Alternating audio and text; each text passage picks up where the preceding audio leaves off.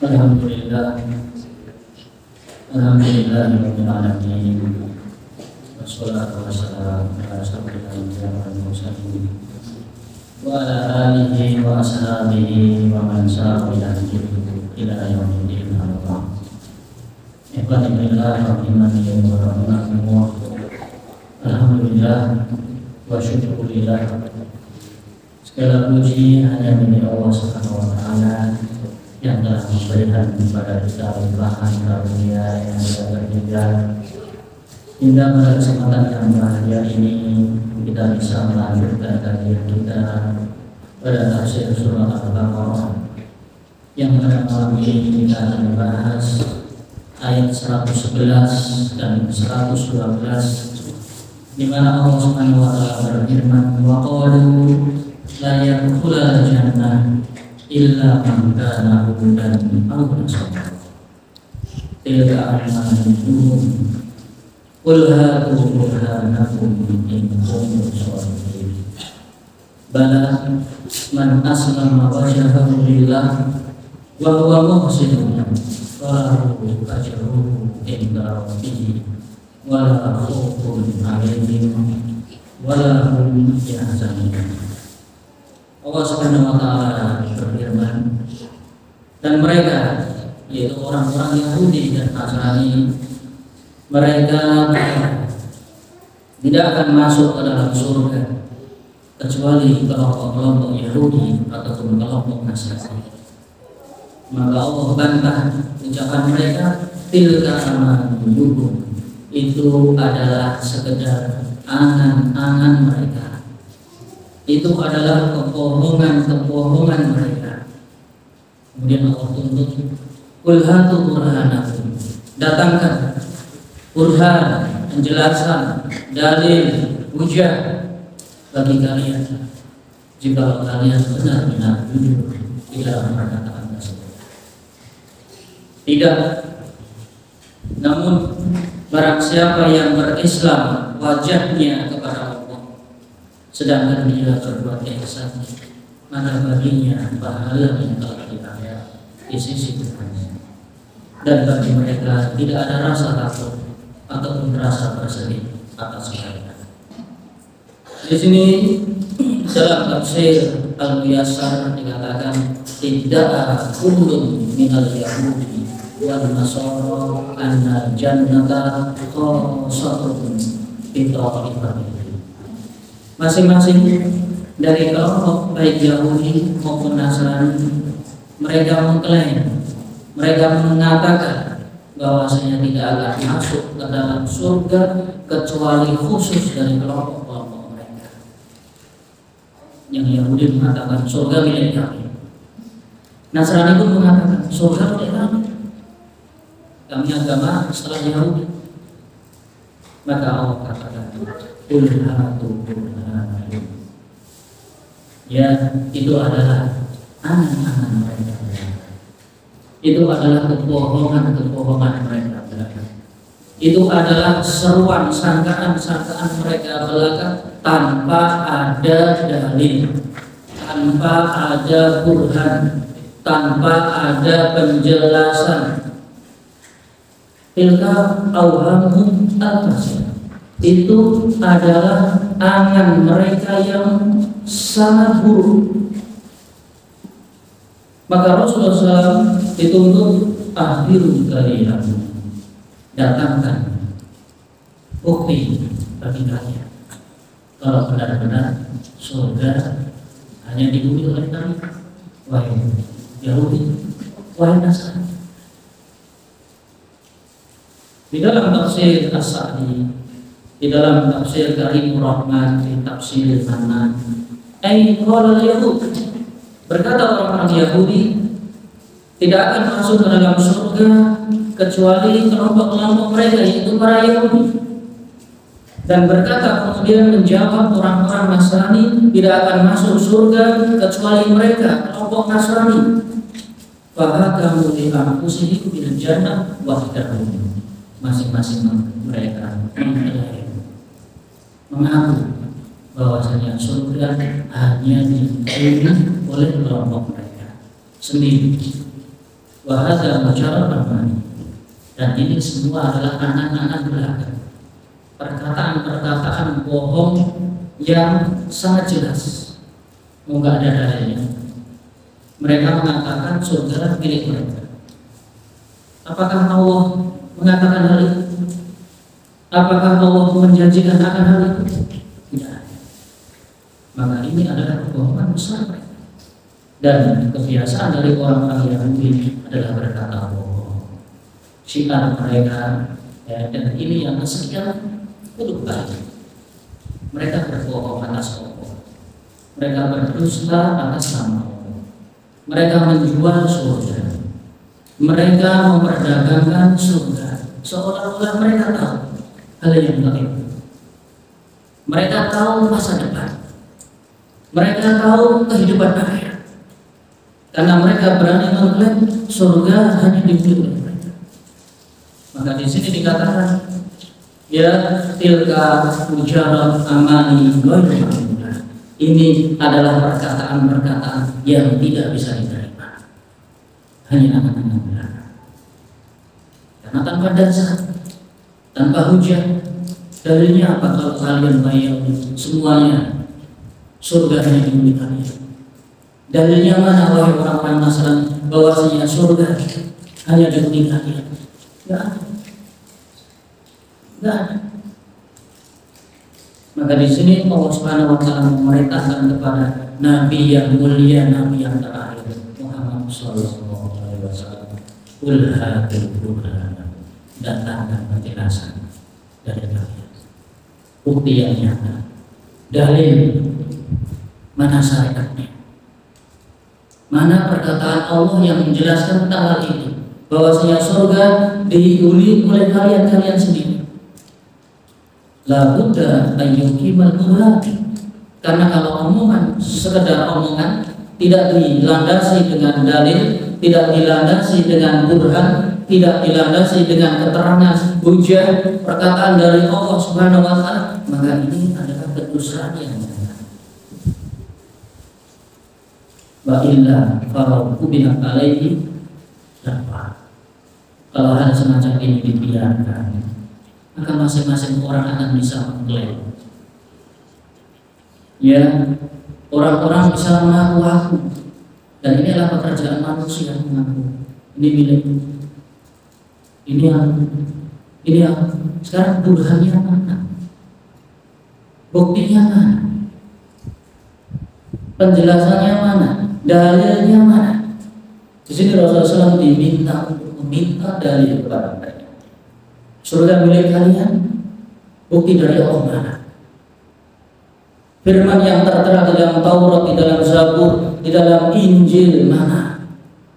Buktikan, cantumkan. Jangan hanya sekedar klaim, harus ada landasannya. Kalau hanya semata-mata pengakuan, semua orang bisa mengaku. Maka di dalam syariat Islam, al-bayyinatu ala mudda'i. Orang yang mengaku-ngaku harus memiliki itu. Bila tidak, orang akan seakan-akan nanti mengaku, ini milikku, ini milikku, ini milikku, ini milikku. Sekarang buktinya mana? Landasannya apa? Sehingga di sini famanidda'a, maka barang siapa yang menyeru akan sesuatu, akan tetapi tidak dilandasi dengan bukti yang nyata, bila burhan, ya, tanpa ada penjelas, tanpa ada bukti, tanpa ada dalil, maka itu adalah kebohongan yang nyata. Al-burhan walladhi yasduqu da'aqa. Yang namanya burhan, yang namanya bukti adalah alat penguat sebagai menguatkan ucapan tersebut. Ya, kalau motor ada suratnya, ada BPKB-nya. Ya, kalau rumah ada sertifikatnya. Kepemilikan, ya, ada keterangannya. Sedangkan yang diklaim ini adalah masalah surga dan neraka. Padahal surga neraka adalah milik Allah Subhanahu wa taala. Mana dalilnya dari Allah? Kapan Allah mengucapkan hal itu? Siapa yang menjanjikan kalian masuk surga? Apa ya buktinya dari kitab-kitab yang Allah turunkan? Harus ada. Bila hanya sekedar pengakuan, maka tidak kebohongan. Ini kaidah dalam syariat Islam. Man da'a syai'an, barang siapa yang menyeru sesuatu tanpa ada landasan, maka itulah kebohongan. Itu adalah kebohongan. Bahkan kalau memikirkan dakwah, maka di sini Allah Subhanahu wa Ta'ala membantah yang ucapan mereka. Karena Allah minta burhan, bukti, penjelasan kepada mereka dan mereka tidak satu. Sejak zaman dahulu hingga hari kiamat tidak ada di dalam Taurat, tidak ada di dalam Injil, tidak ada di dalam Zabur, dalam segala versi. Dalam Injil versinya berapa banyak? Ya, ada Markus, ada Yohanes, ada Luka, ada ini, ada ini. Itu semua yang menulis pendeta mereka. Itu pun ternyata juga tidak ada satu bukti yang jelas bahwasanya surga hanya dimiliki oleh mereka.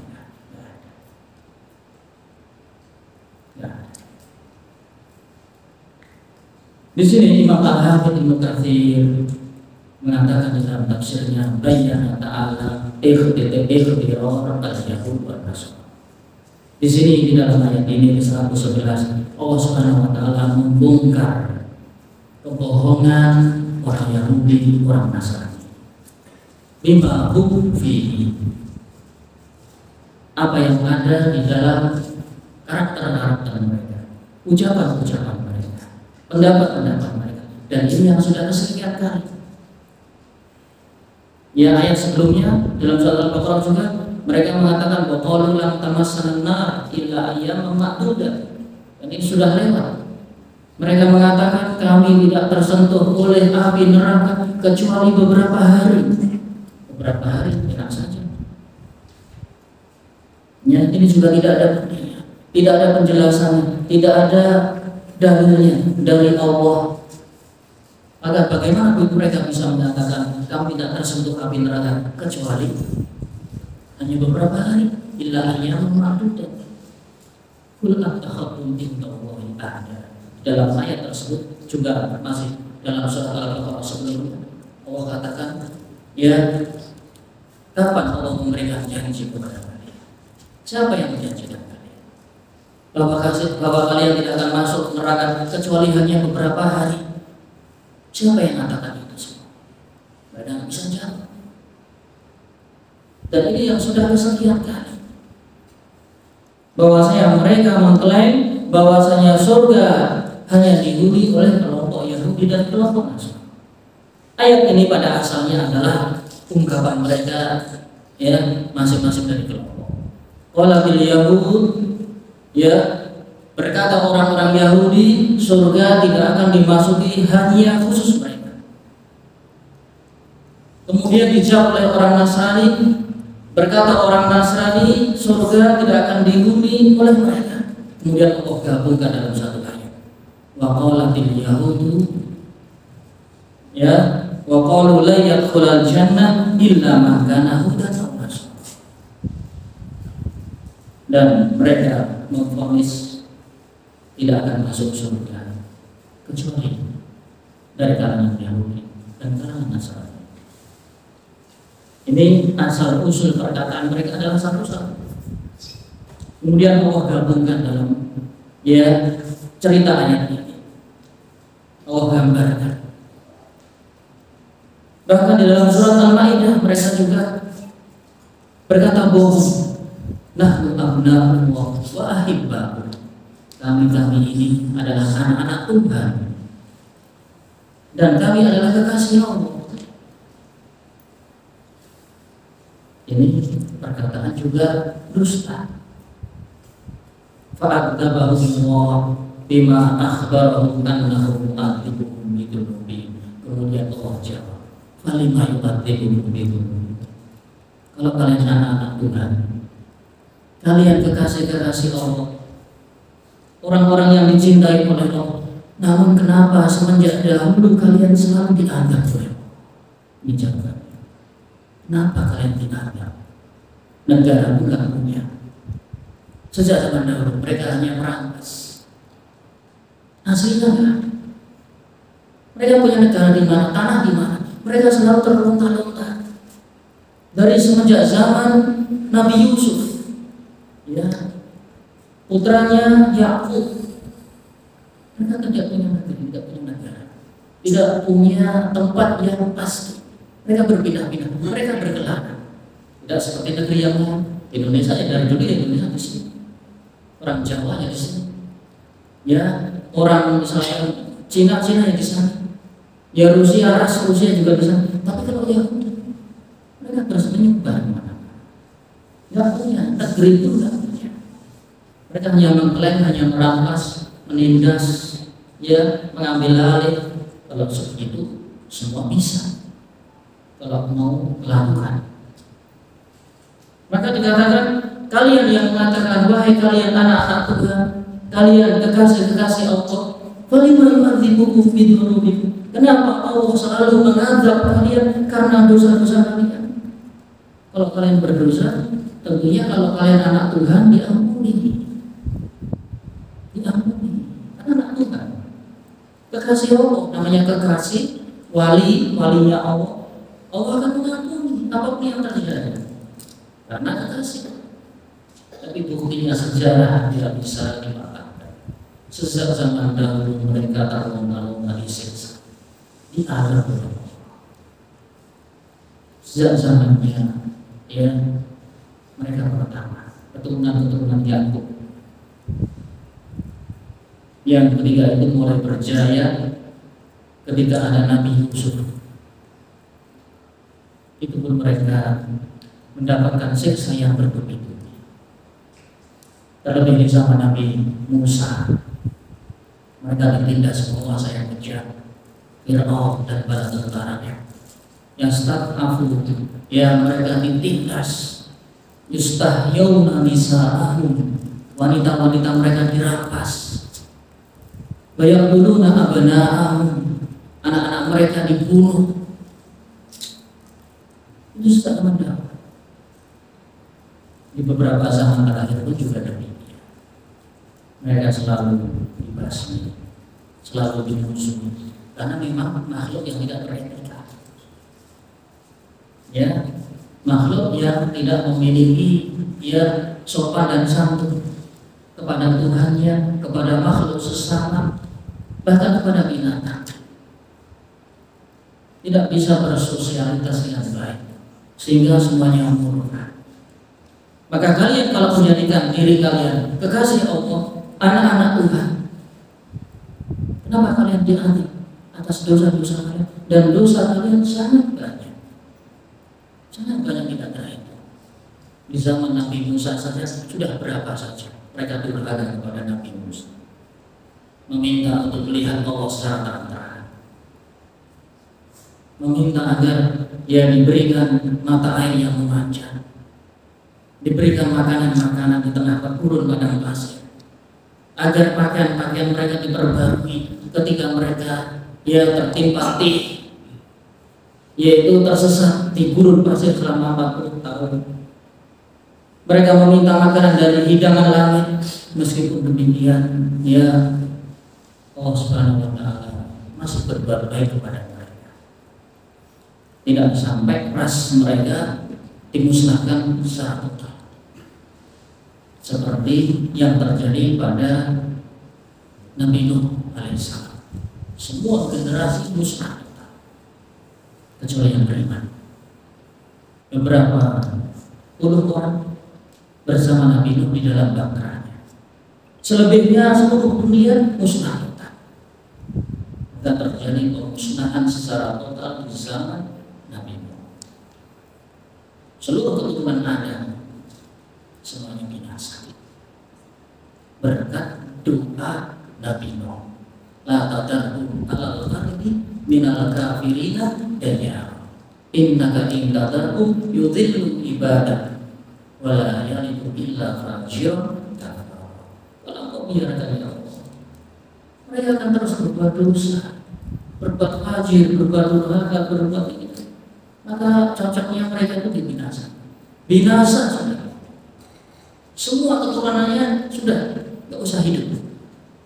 Maka dikabulkan. Doa Nabi Nuh dikabulkan oleh Allah. Nabi Nuh adalah hamba yang soleh, yang sangat saleh, sangat sabar, berdakwah kepada kaumnya siang malam, ya 950 tahun, tapi yang beriman fama amana ma'hu illa qalil, kecuali hanya sedikit, belasan orang, tidak sampai 100. Sehingga dalam satu kapal muat bersama hewan-hewan ternak mereka. Kenapa hewan ternaknya naik semua? Karena seluruh hewan manusia semuanya binasa di sana. Jadi yang tersisa hanya hewan yang mereka bawa. Bumi semuanya ada. Ya, banjir yang besar, dahsyat sekali. Kalau dilihat gunung ada bekas-bekas sisa banjir, nah itu banjirnya Nabi itu seluruh permukaan bumi, seluruh tumbuhan hewan semuanya binasa kecuali yang dibawa oleh bahtera Nabi. Maka Allah perintahkan qul nahmil fiha, maka katakan wahai Nuh, bawa apa yang kalian miliki, karena seluruh penduduk bumi saat itu akan binasa semua. Hewan yang dibawa, ternak yang dibawa, dimasukkan ke dalam bahtera. Mereka akan memulai hidup babak baru. Dunia musnah. Yang hidup hanya mereka satu kapal. Kemudian berkembang biak lagi. Seperti zaman Nabi Adam.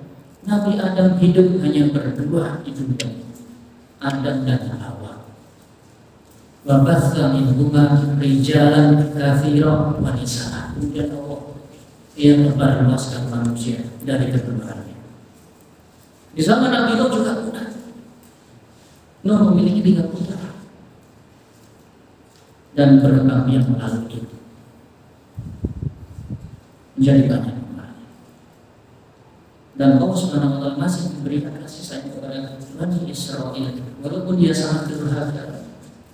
Tapi Nabi Musa, Nabi Yusuf, Nabi-Nabi Bani Israil tidak pernah berdoa untuk memusnahkan mereka. Maka Bani Israil apapun tidak akan pernah musnah. Walaupun kaum muslimin sekarang berdoa apapun, mereka tidak akan pernah musnah. Itu sudah menjadi sunat Allah. Ujian bagi dunia dan bumi. Dan suatu saat mereka akan juga runtuh. Karena yang kehidupan ada masanya, ada waktunya, ada jayanya, ada runtuhnya. Dan berkali-kali beratus-ratus beribu-ribu kali mereka tumbang. Sampai negeri pun mereka tidak punya. Maka mereka mengatakan nahnu abna'ullah wa ahibba'u, bahwasanya kami adalah anak-anak Tuhan, kekasih-kekasih Allah. Maka Allah jawab, "Walima yu'adzibukum bihi? Bal antum basyarun biman khalaq."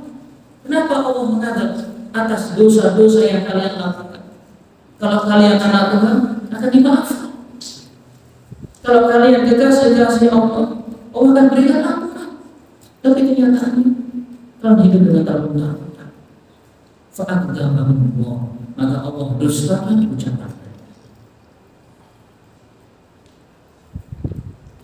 Kalau kama idda'ahu lamma kana amruna. Kalau seperti yang apa mereka sangkakan, niscaya tidak akan terjadi sunatullah seperti ini. Kalau benar-benar ucapan mereka benar. Kalau ucapan mereka tidak bohong, itu mereka akan hidup nyaman. Tapi kenyataannya tidak. Wa annahu lam tamsasun nar illa ayyamah ma'dudah. Sebagaimana mereka juga menyangka, mengira, meyakini tidak akan tersentuh oleh api neraka kecuali beberapa hari. Summa yang takilu yang jannah. Kemudian mereka akan berpindah ke dalam surga. Waradda alaihim ta'ala tinggal, dan Allah membantah itu juga. Kapan Allah memberikan janji? Qul attakhadtum billahi ahda.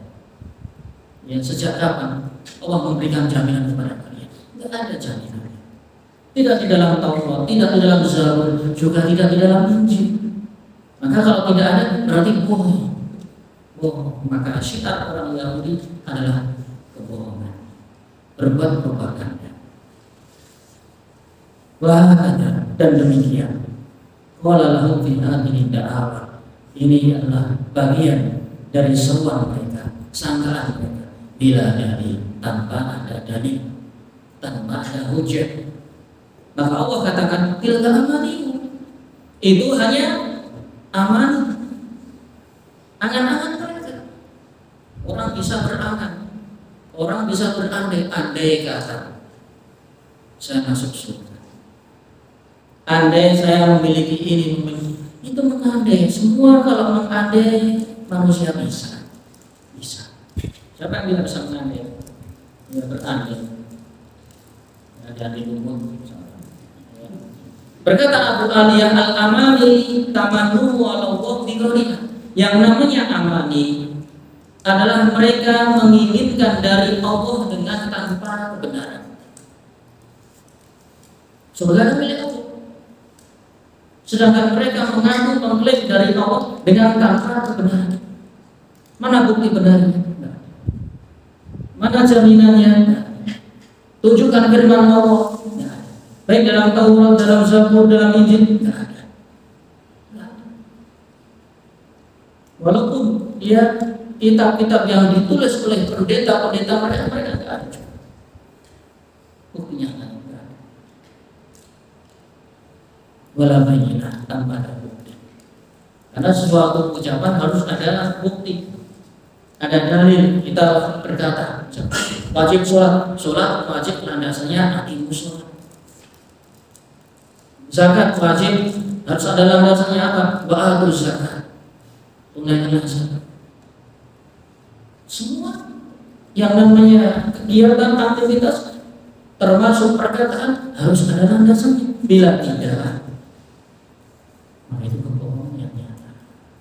Maka ini sindiran kepada kita umat muslim agar tidak mengikuti langkah-langkah Yahudi. Cuma ngaco saja, berkata tanpa ilmu, mengklaim ini, mengklaim sana, berkata tanpa dalil, hanya berangan-angan, ya membagi surga. Ini kalau tanpa ada ayat-ayat Al-Quran, tanpa ada hadis-hadis Nabi, tidak bisa dibenarkan. Maka dikatakan di sini, kul, katakan wahai Muhammad, adu Quran, datangkan penjelasan bukti dari kebenaran. Hujah, yaitu hujah kalian yang membenarkan atas perkataan, prasangka, dakwah kalian. In kuntum shadiqin, jika kalian benar-benar jujur, kalau kalian benar-benar benar di dalam sangkaan kalian. Tapi tantangan Allah ini tidak pernah terjawab, tidak pernah dibuktikan oleh mereka sejak zaman dahulu kala, bahkan hingga hari ini belum tidak ada. Kemudian Allah baru menjelaskan ayat selanjutnya, bala man aslama wajhahu lillah. Tidak seperti yang kalian sangka. Namun barang siapa yang berislam wajahnya untuk Allah dan dia berbuat muhsin, berbuat baik, maka baginya pahalanya di sisi Tuhannya, dan bagi mereka tidak ada rasa takut dan rasa sedih. Orang-orang yang betul-betul masuk surga Allah cantumkan di dalam ayat 112. Mereka mengklaim surga, maka diterangkan oleh Allah siapa penghuni-penghuni surga yang sebetulnya. Man aslama, barang siapa yang berislam, berserah diri, tunduk dan patuh wajahnya kepada Allah. Wajah, ya, di sini Allah takbirkan, sebutkan kalimat wajah karena wajah ini mewakili seluruh badan. Kalau wajahnya masuk surga, berarti anggota badannya seluruhnya masuk surga. Kalau wajahnya dia taat kepada Allah, maka insya Allah seluruh anggota badannya juga taat kepada Allah. Surga itu bisa digambarkan melalui wajah. Orang yang masuk surga, wajahnya bersinar-sinar. Wujuh yawmaidin nadhirah ila rabbiha nadhirah wa wujuh yawmaidin basirah. Wajah yang ketika itu hari kiamat, orang-orang yang beriman, orang-orang yang tunduk patuh kepada Allah, wajahnya bersinar terang, berseri-seri, bergembira, ialah orang penghuni surga. Maka banyak dalam ayat Allah gambarkan orang yang masuk surga, wajahnya, mukanya terang, berseri-seri, walaupun berkulit hitam, dia berseri, mengeluarkan cahaya. Itu penghuni surga. Maka di sini Allah wakilkan dengan wajah.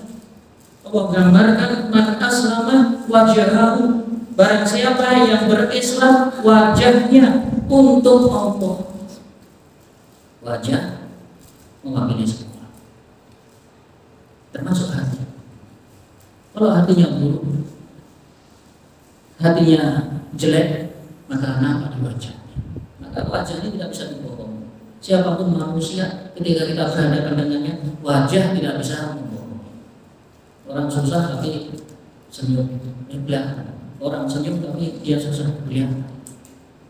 Maka barang siapa yang berislam, tunduk dan patuh wajahnya kepada Allah, dan syiar dalam ibadah juga ada di wajah, sujud. Ibadah yang paling mulia sujud kepada Allah. Kondisi seorang hamba yang paling dekat dengan Tuhannya adalah ketika sujud. Maka Rasulullah SAW selalu berdoa kepada ya Allah ketika sujud dan memerintahkan para sahabat untuk berbanyak sujud, melakukan sujud. Ada seorang sahabat yang dia baru masuk Islam, kemudian memohon kepada Rasul agar dia masuk surga. Maka Rasul mengatakan, ini ya bantu aku dikasih sujud dengan kamu memperbanyak sujud. Kamu yang masuk surga banyak sujud, banyak mengerjakan sholat di siang hari, sholat di malam hari, sholat ketika sendirian, ketika berjamaah, sujud. Dan di dalam ayat Allah terangkan ya orang yang bersujud memiliki simahum fi wujuhihim min asaris sujud. Ada tanda bekas bagi orang-orang yang beriman karena dia banyak bersujud, ada tandanya, ada bekasnya. Dan yang paling diharapkan oleh Allah untuk tersentuh neraka adalah asar sujud. Bisa jadi tubuhnya terbakar, tangannya, kakinya disiksa, tapi yang namanya bekas sujud tidak akan tersentuh oleh api. Bahkan kepalanya pecah, ya kepalanya retak, disiksa, dituangkan timah, tapi tidak akan mengena asar sujud. Ini keistimewaan wajah dari yang betul-betul berislam wajahnya karena Allah. Ini adalah bahasa kita ya, yaitu betul-betul ikhlas kepada Allah dalam beribadah. Ibadah membutuhkan keikhlasan. Wajahnya hanya menghadap Allah saja, bukan karena pamer, bukan karena dipuji, bukan karena tersanjung, bukan agar terkenal, tapi untuk Maka di sini dikatakan aslama wajhahu lillah. Mukanya itu mencari muka kepada Allah, bukan mencari muka untuk manusia. Karena ada penyakit dalam Islam yang itu menjadi penghalang masuk surga. Seorang mencari muka kepada selain Allah, yaitu namanya riya. Maka di sini ahli tafsir termasuk Imam Al-Hafidz Ibnu Katsir menekankan tentang keikhlasan dalam beribadah. disebutkan dua syarat ibadah. Di sini dikatakan maqal bala man aslama wajhahu lillahi wa huwa muhsin ay man akhlashal amal lillah wahdahu la syarika lah, yaitu siapa-siapa saja yang mengikhlaskan seluruh amalnya untuk Allah saja, tidak ada sekutu baginya, tidak ada sekutu. Maka jangan mencari muka kepada selain Allah. Ini dipuji, ini disanjung, ingin terkenal, ingin ya ini tidak begitu. Hanya mengislamkan wajahnya untuk Allah. Maka selalu aktivitas kita harus lillah, mencari nafkah, kita menuntut ilmu, kita sholat, kita berpuasa, kita berhaji, kita bersedekah, harus lillah. Kalau tidak lillah maka tidak diterima amalan tersebut, tidak diterima. Kalau dia cari muka kepada selain Allah, bagaimana mau menerima? Sesuai dengan amalnya, innamal a'malu binniyat. Sesungguhnya amalan-amalan tergantung pada niatnya. Bila dia niatnya bukan lillah, aslama wajhahu lillah, maka tidak diterima. Amalnya tidak akan sampai kepada Allah. Orang yang hanya mencari pujian, yang mana tidak diterima, tidak sampai kepada Allah. Amalnya begitu dia menghadap Allah, saya telah beramal ini, beramal, tapi di timbangan di hadapan Allah ternyata tidak ada timbangannya. Kenapa? Karena niat dari lubuk hatinya bukan karena Allah. Maka ini pentingnya ikhlas dalam beribadah. Disinggung dalam ayat ini. Maka kalau ada ulama yang mengatakan, oh ibadah mengandung syarat-syaratan, dan dia tidak tahu ayat ini. Dia belum pernah baca ayat Al-Baqarah 112 ini. Allah katakan menghuni surga, bala man aslama wajhahu lillah, barang siapa yang mengislamkan wajahnya untuk Allah, mengislamkan wajahnya untuk Allah, hanya mencari muka Allah saja, bukan yang lainnya. Berarti orang yang selainnya berarti dia tidak ikhlas. Ditambah satu lagi, bahwa muslim, dan dia berbuat ihsan. Di sini Imam Al-Hafidz Ibnu Katsir dia mengatakan man aslama wajhahu lillah yaqulu man akhlasa lillah, yaitu siapa saja yang ikhlas di dalam ibadahnya untuk Allah, maka akan diterima, akan terpahala. Berkata Sa'id bin Jubair, man aslama ay akhlasa, barang siapa yang berislam wajahnya berarti dia telah berikhlas. Wajhahu artinya dinahu, dia mengislamkan wajahnya berarti agamanya hanya kepada Allah, bukan kepada yang lainnya. Wa huwa muhsin ay muttabiqun fihi ar-rasulullah sallallahu alaihi wasallam, dan dia mengikuti petunjuk Nabi sallallahu alaihi wasallam. Muhsin, orang yang berbuat baik, artinya dia mengikuti petunjuk Nabi-Nya. Kalau hanya modal ikhlas saja, ibadahnya serampangan asal-asalan, tidak muhsin. Di sini Imam Al-Hafidz menafsirkan muttabi'un, yaitu dia mengikuti, yaitu Rasulullah SAW di dalam hal ibadah. Jadi ibadah tidak boleh sembarangan. Ini bukti dalam ayat Al-Quran ya, bahwasanya ibadah itu syaratnya dua. Ikhlas, aslama wajhahu lillah wa huwa muhsin, dan dia berbuat ihsan, berbuat baik. Berbuat baik itu maksudnya seperti apa? Baik itu berarti mengikuti Nabi SAW. Kalau nggak ngikut Nabi nggak baik. Apapun yang tidak mengikuti Nabi tidak baik. Mau jembalitan, mau reotan, nggak baik. Yang namanya ibadah, kita bicara ibadah, bukan urusan dunia. Kalau kita ngomong ini itu urusan dunia, kita ibadah. Ibadah itu paten syaratnya dua, ikhlas dan mengikuti Nabi SAW. Yang ditafsirkan ke sana kemarin, kita hanya fokus ibadah.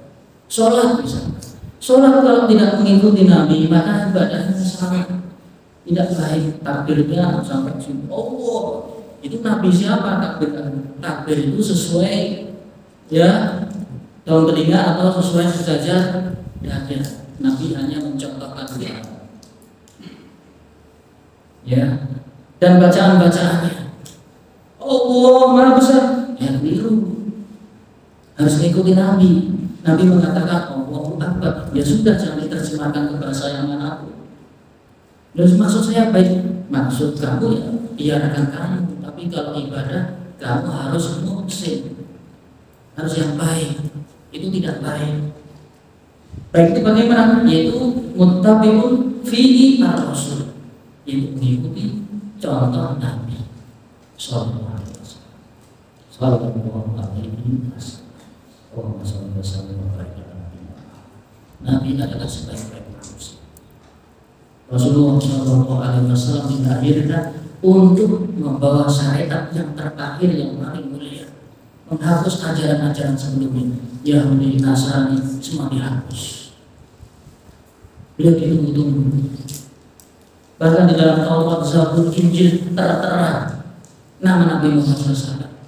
Maka orang Yahudi, orang Nasrani sehebat apapun ibadahnya, walaupun dia ikhlas, tapi karena tidak mengikuti Nabi Sallallahu Alaihi Wasallam, maka tertolak seluruh amal ibadah. Nah, di sini letaknya. Kenapa orang Yahudi Nasrani masuk neraka? Karena dia tidak muslim. Ikhlas, barangkali dia ikhlas untuk Allah Subhanahu Wa Taala. Tapi syarat yang kedua harus dipastikan, yaitu mengikuti Nabi Sallallahu Alaihi Wasallam. Bila tidak, maka tertolak amal. Maka dipastikan orang Yahudi, orang Nasrani mereka tidak akan masuk surga. Kebaliknya, dahulu mereka mengklaim bahwasanya surga hanya dihuni mereka. Orang Nasrani juga demikian, mengaku bahwasanya surga hanya dihuni oleh mereka, maka justru Allah bantah. Tidak. Namun barang siapa yang mengislamkan wajahnya karena Allah dan dia berbuat muhsin, berbuat baik, berbuat ihsan, yaitu mengikuti syariat Nabi Muhammad Sallallahu Alaihi Wasallam, maka baginya pahalanya di sisi Tuhan. Kalau tidak mengikuti Nabi kita Muhammad, maka dia tidak dapat pahala. Pahala dari mana? Waris falahu ajr. Maka baginya pahalanya, imbalannya di sisi Tuhannya. Kalau hanya ikhlas saja, nggak ikuti Nabi Sallallahu Alaihi Wasallam sebagai membawa syariat, semua perkara sudah ada syariatnya. Dari bangun tidur sampai mau tidur kembali, langsung mengajarkan semua. Bagaimana Rasulullah ketika mau menaiki ranjang, dia tidak mau tidur, dia berduduk dan kemudian beliau membaca muawwidatan, qul huwallahu ahad, al-falaq, an-nas 3 kali, kemudian diusahakan dibacanya di seluruh tubuhnya, kemudian diulang sampai 3 kali, kemudian berdiri sekarang 33 kali. Alhamdulillah 33 kali. Allahu Akbar 33 kali. Kemudian berdoa dengan doa tidak. Sebagian yang lain menambahkan, barang siapa yang membaca ayat kursi di dalam tidurnya, Allah berikan penjagaan dia sampai dia bangun kembali. Begitu bangun beliau berdoa juga. Alhamdulillah, alladzi ahyana ba'da ma amatana. Segala puji hanya milik Allah yang telah menghidupkan kami kembali. Dia hidup kembali, yang artinya ruhnya di genggaman Allah Subhanahu wa Ta'ala, tapi jasadnya masih hidup. Dia berpisah antara jasad dan ruh. Walaupun demikian perpisahan sementara. Maka kematian, tidur itu saudara dari kematian. Kalau mau tahu gambarannya mati, ya tidur. Kalian tiap hari sudah tidur. Separuh hidup kalian gunakan untuk tidur. Itu sudah separuh mati. Mengalami beberapa hari. Itulah gambaran kematian. Maka kalau dikatakan orang mati sudah selesai, kata saya, orang mati ruhnya masih tersiksa, masih bahagia, jasadnya kadang juga tersiksa dan bahagia, tergantung amal. Punya orang bermimpi, mimpinya mencekam, dia ketakutan sampai tubuhnya bergerak. Padahal yang kena gangguan cuma rohnya. Ternyata memiliki hubungan dengan tubuh. Ya, yang mengalami perjalanan adalah ruh. Ruh keluar dari badan menghadap Allah Subhanahu digenggam oleh Allah. Sebagaimana yang tertera dalam surat Az-Zumar, Allah yatawaffal anfusa hina mautiha. Allah mematikan jiwa ketika dia dalam tidurnya. Allah matikan. Ya, dia mengalami proses yang sedemikian. Maka dari sini dia kembali kepada materi bahwasanya barang siapa yang mengislamkan wajahnya karena Allah, sedangkan dia berbuat maksiat, itu mengikuti sunnah Nabi SAW. Dan sunnah Nabi semuanya sudah ada matanya, tinggal kita mempelajarinya. Doa masuk kamar mandi, keluar kamar, memakai pakaian, masuk masjid, ibadah-ibadah yang mahdoh, ibadah-ibadah yang ghairu mahdoh, semua sudah diberi keuntungan. Keluar mencari nafkah. Bagaimana seorang mencari nafkah? Diajarkan oleh Nabi nafkah yang halal. Kalau sampai nafkah tersebut nafkah yang haram, kemudian hasilnya dibawa pulang, kemudian dimasukkan, dibelanjakan, kemudian dimasukkan ke mulut dia, ke mulut istri anaknya, akan menjadi neraka. Tubuhnya dipenuhi dengan siksa-siksa karena membawa yang haram. Orang yang halal kehidupannya diberkahi, dia dimuliakan oleh Allah Subhanahu wa taala ketika di dunia, ketika di akhirat. Nah, di sini dikatakan bahwasanya orang yang diterima amalnya memenuhi dua syarat, yaitu mengikhlaskan amal kepada Allah dan mengikuti sunnah Nabi SAW. Di sini dikatakan falil amali al-mutaqabbal syartain, dan amal yang akan diterima di sisi Allah dengan dua syarat. Ayakuna khalisan liwajhi wahdah, hendaknya dia ikhlas untuk Allah saja. Dan yang kedua ayakuna shawaban, yaitu amalnya benar, baik, yaitu dengan cara mengikuti syariat. Sedangkan syariat kita adalah Nabi Muhammad SAW. Bukan syariatnya Nabi Musa, bukan syariatnya Nabi Khidir, bukan syariatnya Nabi yang lain. Syariat kita, syariat Nabi Muhammad yang Allah turunkan sepanjang masa hingga hari kiamat. Bahkan Nabi Isa turun ketika menjelang hari kiamat mengikuti syariat Nabi Muhammad. Sholat di belakang Imam Mahdi. Syariatnya mengikuti syariat Nabi Muhammad. Walaupun dia dahulu hidup di zaman dia, ya syariat dia, tapi zamannya kan sudah berbeda. Sekarang kan zamannya syariat Nabi Muhammad. Dia hidup di dunia maka mengikuti syariat Nabi Muhammad SAW. Tidak ada siapapun yang berhak yang hidup di dunia ini kecuali mengikuti syariat Nabi Muhammad SAW.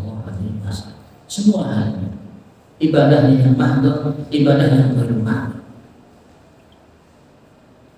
Famantakana khalisan, maka barang siapa yang niatnya ikhlas, walam yakun shawaban, akan tapi cara ibadahnya tidak benar, tidak mengikuti Nabi Muhammad SAW, lam yuqbal, maka tidak akan diterima.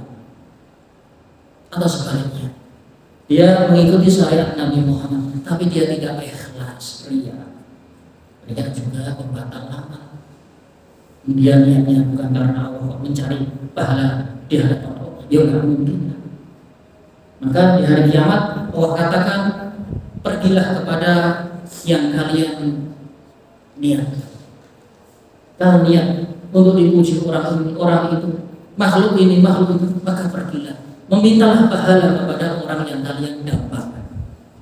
Kalian tidak mendambakan Allah, maka minta pahala di sisinya.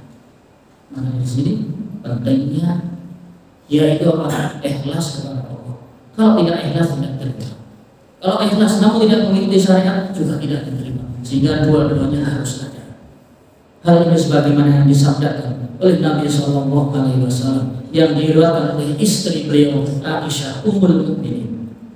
yang diriwayatkan oleh Imam Muslim di dalam sahihnya, man amila amalan, barang siapa yang beramal suatu amalan laisa alaihi amruna, yang tidak diperintahkan oleh kami, tidak diperintahkan oleh Nabi Muhammad SAW, fahuwa raddun, maka tertolak.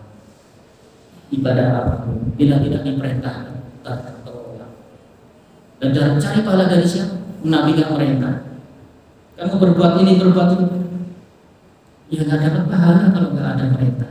Maka yang namanya ibadah itu sesuai perintah. Apa yang Allah perintah kita kerjakan. Yang tidak diperintah jangan dikerjakan. Demikian niatnya itu cari pahala. Istilahnya kalau bahasa tentara, ya melu komandan. Komandan ini mengatakan A ya dia A, B ya B.